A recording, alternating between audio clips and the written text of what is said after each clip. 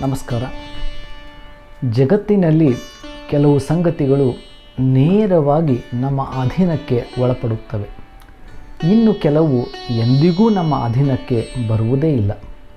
ವಯಸ್ಸಾಗುವುದು, ಬಡತನದಲ್ಲಿಯೇ ಹುಟ್ಟುವುದು, ಶರೀರವನ್ನು ಹೊಂದುವುದು, ಬೇರೆಯವರು ನಮ್ಮನ್ನು ನೋಡುವ ರೀತಿ, ಹುಟ್ಟಿನಿಂದಲೇ ಬರುವ ಎಂದಿಗೂ ಸರಿಪಡಿಸಲಾಗದ ಕೆಲವು ನ್ಯೂನತೆಗಳು, ಸಮಾಜದಲ್ಲಿನ ನಮ್ಮ ಸ್ಥಾನಮಾನ ಇವೆಲ್ಲವುಗಳು ನಮ್ಮ ಅಧೀನಕ್ಕೆ ಒಳಪಡದ ಸಂಗತಿಗಳು.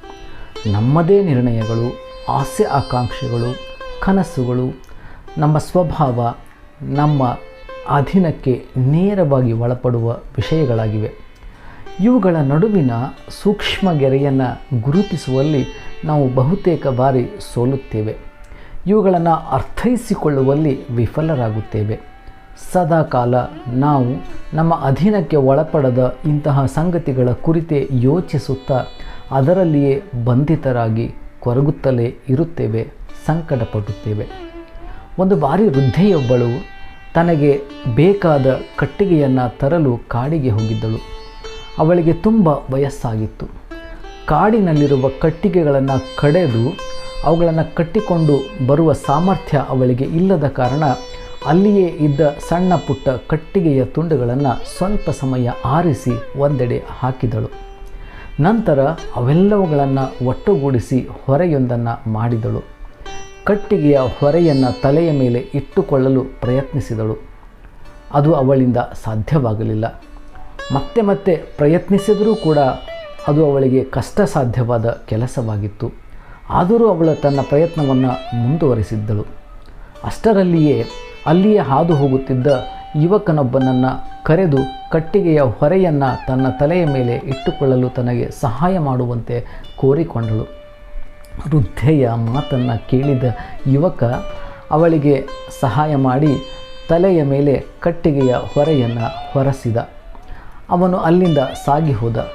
ಮುಂದೆ ವೃದ್ಧೆಯು ಕಟ್ಟಿಗೆಯ ಹೊರೆಯನ್ನು ತಲೆಯ ಮೇಲೆ ಇಟ್ಟುಕೊಂಡು ಕಡಿದಾದ ಬೆಟ್ಟದ ಹಾದಿಯನ್ನು ಹತ್ತಿ ಇಳಿದು ಬರಬೇಕಿತ್ತು.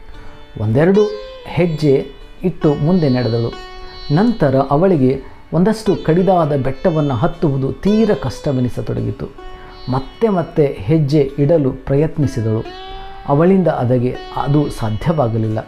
ನನಗೆ ವಯಸ್ಸಾಗಿದೆ. ತನ್ನ ಬಡತನವನ್ನು, ತನ್ನ ಹಣೆಯ ಬರವನ್ನು ಹಳಿಯುತ್ತಾ ಅಲ್ಲಿಯೇ ನಿಂತುಕೊಂಡಳು. ಕಣ್ಣೀರು ಹಾಕತೊಡಗಿದಳು. ದೇವರೇ, ನನಗೇಕೆ ಇಂಥ ಕಷ್ಟ ಕೊಡುತ್ತಿರುವೆ? ನಿನಗೆ ನನ್ನ ಕುರಿತಾಗಿ ಒಂದಷ್ಟು ಕೂಡ ಕರುಣೆ ಇಲ್ಲವೇ ಎಂದು ದೇವರನ್ನು ನಿಂದಿಸತೊಡಗಿದಳು. ವೃದ್ಧೆಯಿಂದ ಅಲ್ಲಿಯೇ ಸ್ವಲ್ಪ ದೂರದಲ್ಲಿದ್ದ ರಮಣ ಮಹರ್ಷಿಗಳ ಗಮನಕ್ಕೆ ಇದು ಬಂದಿತು. ತಕ್ಷಣಕ್ಕೆ ಅವರು ಅವಳ ಹತ್ತಿರ ಹೋಗಿ ತಲೆಯ ಮೇಲೆ ಹೊತ್ತುಕೊಂಡಿದ್ದ ಕಟ್ಟಿಗೆಯನ್ನು ಕೆಳಗೆ ಇಳಿಸಿದರು.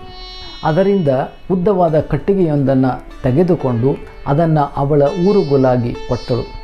ಇದರ ಸಹಾಯದಿಂದ ನೀನು ನಿಧಾನವಾಗಿ ನಡೆದು ಹೋಗು ಎಂದು ತಿಳಿಸಿದರು.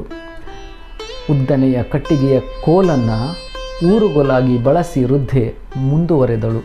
ತನ್ನ ಮನೆಯನ್ನು ತಲುಪಿದಳು. ತನ್ನ ಅಧೀನಕ್ಕೆ ಒಳಪಡದ ಸಂಗತಿಯನ್ನು ಕುರಿತು ಯೋಚಿಸುತ್ತಲೇ ಅವಳು ತನ್ನ ಕಟ್ಟಿಗೆಯನ್ನು ಬಳಸಿ ಅದನ್ನು ಊರುಗಲ್ಲನ್ನಾಗಿ ಮಾಡಿಕೊಂಡು ಮನೆಗೆ ಸಾಗಬಹುದು ಎಂಬ ಸಂಗತಿಯನ್ನು ಮರೆತಿದ್ದಳು. ಬದುಕಿನ ಬಹುತೇಕ ಸಂದರ್ಭಗಳಲ್ಲಿ ನಮ್ಮ ಸ್ಥಿತಿಯೂ ಕೂಡ ವೃದ್ಧೆಗಿಂತ ಭಿನ್ನವಾಗಿ ಏನೂ ಇರುವುದಿಲ್ಲ. ನಾವು ನಮ್ಮ ಯೋಚನೆಗಳ ಪರಿಧಿಯನ್ನು ದಾಟಿ ಬರುವುದೇ ಇಲ್ಲ. ನಮ್ಮ ಅಧೀನಕ್ಕೆ ಒಳಪಡುವ ಮತ್ತು ಅಧೀನಕ್ಕೆ ಒಳಪಡದ ಸಂಗತಿಗಳ ನಡುವಿನ ಅಂತರವನ್ನು ನಾವು ಅರ್ಥೈಸಿಕೊಳ್ಳಬೇಕು. ನಮ್ಮದೇ ಪೂರ್ವಾಗ್ರಹಗಳ ಪರಿಧಿಯಾಚೆ ನಿಂತು ಮುಕ್ತ ಮನಸ್ಸಿನಿಂದ ಯೋಚಿಸಬೇಕು. ನಮ್ಮ ಹಿಡಿತಕ್ಕೆ ನಿಲುಕದ ಸಂಗತಿಗಳ ಕುರಿತು ಯೋಚಿಸುತ್ತಾ ವ್ಯರ್ಥವಾಗಿ ಕಾಲಹರಣ ಮಾಡುವ ಬದಲಾಗಿ ನೋವು ಸಂಕಟ ಅನುಭವಿಸುವುದನ್ನು ಬಿಟ್ಟು ನಮ್ಮ ನಿಯಂತ್ರಣಕ್ಕೆ ಒಳಪಡುವ ಹಲವು ಸಂಗತಿಗಳತ್ತ ಗಮನ ಹರಿಸಬೇಕು. ಒಂದಷ್ಟು ವಿವೇಚನೆಯಿಂದ ವರ್ತಿಸಬೇಕು. ಇದರಿಂದ ಬದುಕಿನ ಹಾದಿ ತುಂಬ ಸರಳವಾಗಿರುತ್ತದೆ ಮತ್ತು ಸಂತಸದಾಯಕವಾಗಿರುತ್ತದೆ. ನಮಸ್ಕಾರ.